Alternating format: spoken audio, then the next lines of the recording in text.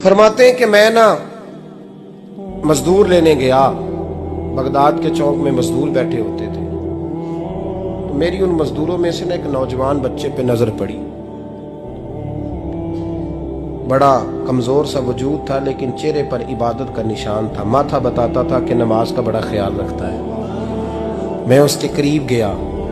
चेहरे भी बड़ा कुछ बताते हैं ना, चेहरों में भी बड़ी रानाई होती है। फरमाते हैं मैं करीब गया, मैंने उसको कहा बेटे मजदूरी करोगे? तो कहने लगा मजदूरों में बैठा हूं तो हुजूर मजदूरी के लिए ही तो बैठा हूं। तो मैंने कहा कि चलो फिर। कहने लगा नहीं मेरी कुछ शर्तें।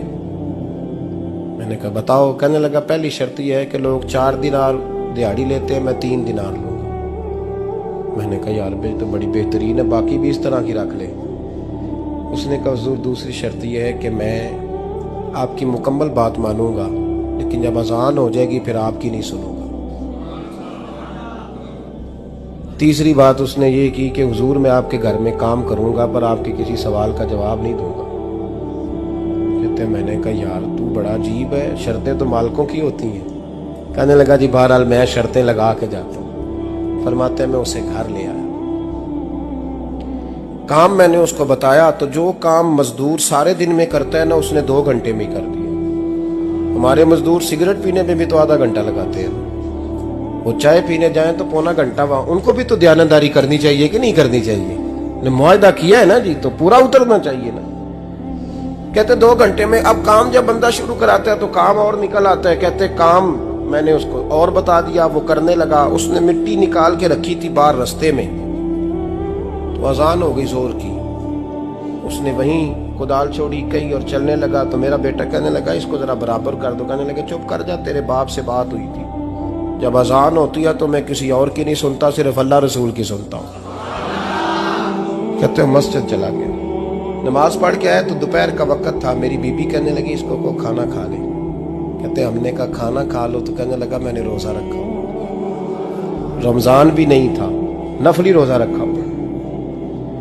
फरमाते हैं शाम हुई, मैंने 3 दिनार दिए। तो मैंने कहा तेरा नाम क्या है? कहने लगा मैंने आपसे कहा था मैं किसी सवाल का जवाब नहीं दूंगा। तो वो चला गया। अगले दिन मैं फिर लेने गया उसे, काम कुछ और निकल आए। तो लोगों ने बताया वो सिर्फ हफ्ते वाले दिन आता है। मैंने कहा क्यों? कहने लगे जी वो कहता है मेरा हफ्ते का खर्चा 3 दिनार है, जब 3 दिनार कमा लेता हूं तो बाकी सारा टाइम अल्लाह रसूल की जिक्र में गुजार दिया करता हूं। फरमाते हैं जी अगले हफ्ते मैं फिर लेने गया। मैंने पूरा हफ्ता इंतजार किया कि काम उसी से कराना है। मैं जब गया तो मैंने कहा चलो। कहने लगा मेरी शर्तें याद है ना? और मैंने कहा याद है भाई साथ चल। फरमाते हैं काम कराया। 2-3 हफ्ते वो आता रहा।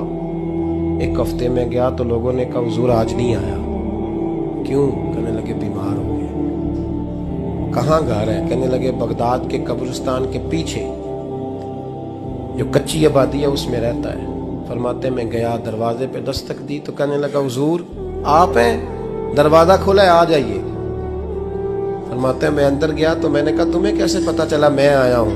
कहने लगा हुजूर अल्लाह वाले हो, आप नहीं आना था, वरना अमीर तो गरीबों का पता लेने कोई नहीं आते। कहते मैं करीब गया तो कहने लगा मैं आपका इंतजार कर रहा था, तेज बुखार है, तप रहा। जेब से कुछ पैसे निकाले। कहने लगा ये पैसे रखने। एक अंगूठी निकाली। कहने लगा हुजूर आज रात को मेरा इंतकाल हो जाएगा, इन पैसों का कफन खरीद के सुबह जनाजा पढ़ के मुझे दफन कर देना, और जब दफन करो तो ये अंगूठी लेके असर के बाद हारून रशीद के पास जाना। आप उसे कहना मैंने मिलना है, पर वो आपको टाइम नहीं देगा। आप उसको आवाज दीजिएगा कि तेरी एक अमानत है मेरे पास। फिर वो आपसे मिलेगा तो अंगूठी दे दे, फिर आप मेरी तरफ से फारिग हैं। हज़रत फरमाने लगे तेरा नाम? और कहने लगा हुजूर वक्त थोड़ा है,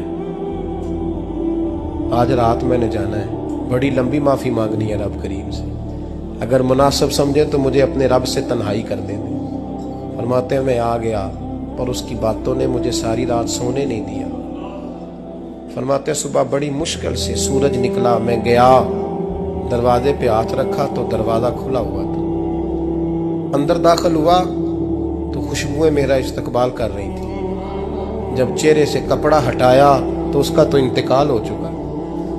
इंतकाल हो चुका है, ऐसे जैसे किसी का दीदार करके सोया। कहते मैं तो 2 आदमी ले गया था जनाजे पे, पर पता नहीं दुनिया किधर किधर से आई, कहां कहां से। अखा जदों मीटियां जमाना मैनू रोवेगा, अपना ते अपना बेगाना मैनू रोवेगा। फरमाते हैं मैं तो 2 बंदे ले गया था, पर पता नहीं मखलूक कहां कहां से आई। जनाजा पड़ा, दफन किया। हारून रशीद के पास में असर के बाद गया, मैंने बुलाना चाहा पर बादशाह था, मेरी तरफ देखा ही नहीं। मैंने उसको कहा तेरी ये कमानत मेरे पास है। फरमाते हैं मुझे कोने पे ले गया, क्या बात है, कमरे में बुलाया, मैंने अंगूठी दी। हारून रशीद तो चीखे मारने लगा, कहने लगा अंगूठी वाला कहाँ है? मैंने कहा वो तो इंतकाल कर गया। कहने लगा मुझे कब्र पे ले चल। कहते मैं कब्र पे लाया तो वो लेट गया, तड़प के रोने लगा। मैंने कहा मेरा कलेजा फट जाएगा, ना उसने कुछ बताया ना तूने बताया, ये कौन था? तो हारून रशीद कहने लगा ये मेरा बेटा था। मैंने कहा तेरा बेटा और मजदूर? कहने लगा हुजूर ये हजरत दाऊद ताई के पास बैठा करता था, उनका मुरीद था। मुझे रोज कहता था अब्बा तूने बड़ी दुनिया इकट्ठी कर ली है, मरते वक्त तुझसे टांगे समेटी नहीं जाएंगी, इतना हिसाब नहीं तू दे सकेगा। मैं इसको समझा देता, इसकी अम्मा समझा देती। ये रोज हमें कहता छोड़ दो, आ जाओ अल्लाह रसूल की बारगाह में झुक जाएं।